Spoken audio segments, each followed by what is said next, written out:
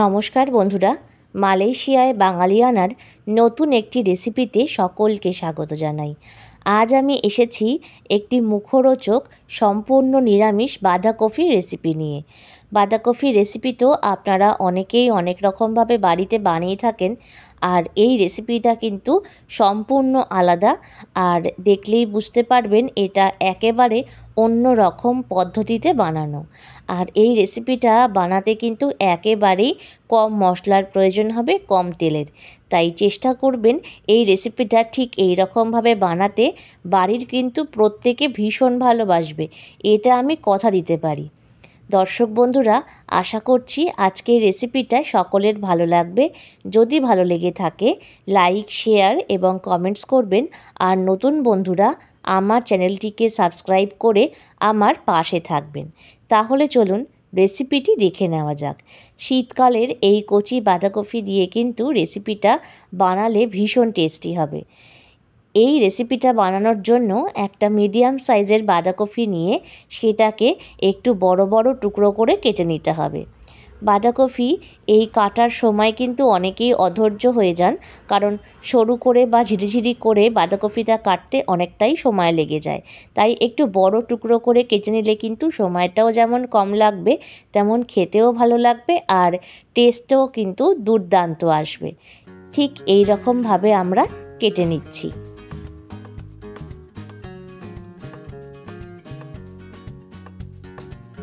এইভাবে সম্পূর্ণ বাঁধাকপিটা কাটা হয়ে গেছে। এবার একটা পাত্রে নিয়ে এটাকে মোটামুটি 3 থেকে 4 বার মতন ভালো করে ধুয়ে নিতে হবে।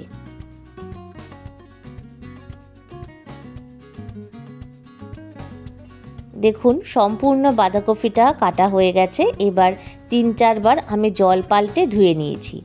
এবার নেব একটা প্রেসার কুকার। দেখুন এক ফোঁটাও কিন্তু জল নেই প্রেসার কুকারের মধ্যে। এবার এই সম্পূর্ণ বাঁধাকপিটা আমরা একে একে দিয়ে দেব। আর এই বাঁধাকপিটা সেদ্ধ করবার জন্য কিন্তু কোনো জলই আমরা এর মধ্যে ব্যবহার করব না, কারণ বাঁধাকপি থেকেই কিন্তু অনেকটা জল বেরোবে। সম্পূর্ণ বাঁধাকপিটা প্রেসার কুকারে দেওয়া হয়ে গেলে এবার এর মধ্যে দিচ্ছি 1/2 চামচ পরিমাণে লবণ। তারপর ঢাকনা দিয়ে ঢেকে এটাকে সেদ্ধ করে নেব 5 থেকে 7 মিনিটের জন্য। মোটামুটি 2টো সিটি যেন এটার মধ্যে পড়ে। যতক্ষণ সেদ্ধ হবে ততক্ষণ একটা মশলা তৈরি করব। তার জন্য নিয়েছি 1 চামচ পরিমাণে গোবিন্দভোগ চাল আর 1 চামচ পোস্ত। এবার এটাকে জল দিয়ে ভিজিয়ে রেখে দেব মোটামুটি 10 থেকে 15 মিনিটের জন্য। যতক্ষণ এটা ভিজবে ততক্ষণ একটা মশলা তৈরি করব।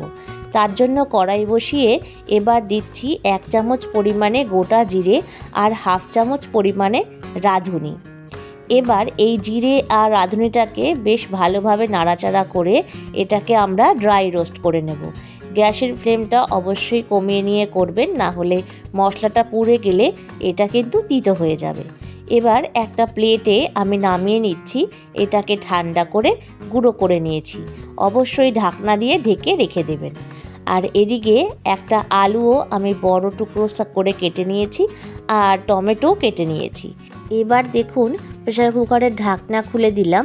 বাঁধাকপিটা কতটা আয়তনে কমে গেছে, আর বেশ জলও কিন্তু অনেকটা বেরিয়েছে। এই জলটা কিন্তু আমরা ফেলে দেব না, এটাকে রেখে দেব। এটা রান্নায় ব্যবহার করব।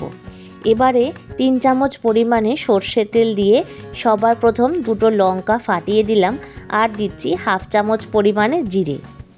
এবার জিরে আর লঙ্কাটা বেশ ভালোভাবে নাড়াচাড়া করে ভাজা করে নেব, যাতে লঙ্কাটা সুন্দরভাবে ভাজা হয় খেয়াল করবেন। এইবার সবার প্রথম কেটে রাখা আলুটা দিয়ে দিচ্ছি। আলুটা দিয়ে কিন্তু ভালোভাবে নাড়িয়ে চাড়িয়ে এটাকে ভাজা করে নিতে হবে। আলুটা সামান্য নরম হলেই এতে দিয়ে দিতে হবে সামান্য পরিমাণ হলুদ, আর দেব 1 চামচ পরিমাণ লবণ। যেহেতু কফি সেদ্ধ করার সময় আমি 1/2 চামচ লবণ দিয়েছি, তাই এখানে আমি 1 চামচের থেকে একটু কম লবণ ব্যবহার করেছি। এবার লবণ আর হলুদ দিয়ে আলুটা ভালোভাবে নাড়াচাড়া করে এর মধ্যে 2 চামচ পরিমাণে আদা আর কাঁচা লঙ্কা বাটা দিলাম। কাঁচা লঙ্কা এখানে 3টে ব্যবহার করেছি, অবশ্যই ঝাল বুঝে ব্যবহার করবেন। আর আদা 1.5 ইঞ্চি মতন। এবার দিলাম হাফ চামচ পরিমাণে কাশ্মীরি লাল লঙ্কার গুঁড়ো, যাতে রঙটা সুন্দর আসে। যেহেতু এখানে হাফ চামচেরও কম সামান্য পরিমাণ হলুদ ব্যবহার করেছি, তাই কাশ্মীরি লঙ্কার গুঁড়োটা এখানে ব্যবহার করেছি। এবারে দিয়ে দিলাম বাঁধাকপিটা। বাঁধাকপিটা দেওয়া হয়ে গেলে টমেটোগুলো উপর থেকে দিয়ে দিচ্ছি। তেলের মধ্যে কিন্তু টমেটোটা আমরা দেব না, এক্ষেত্রে তেলের মধ্যে টমেটো দিলে কালারটাও চলে আসবে আর বাঁধাকপিটা কিন্তু নরম হতেও সময় লেগে যাবে। এবার একটা ঢাকনা দিয়ে ঢেকে দেব 4 থেকে 5 মিনিটের জন্য। 5 মিনিট পরে ফিরে আসলাম। দেখুন জল কতটা রিলিজ হয়েছে আর টমেটোগুলো কিন্তু প্রায় অনেকটাই গলে গেছে। এইভাবে ভালোভাবে নাড়াচাড়া করে জলটা কিন্তু অনেকটাই শুকিয়ে নিয়ে আসতে হবে।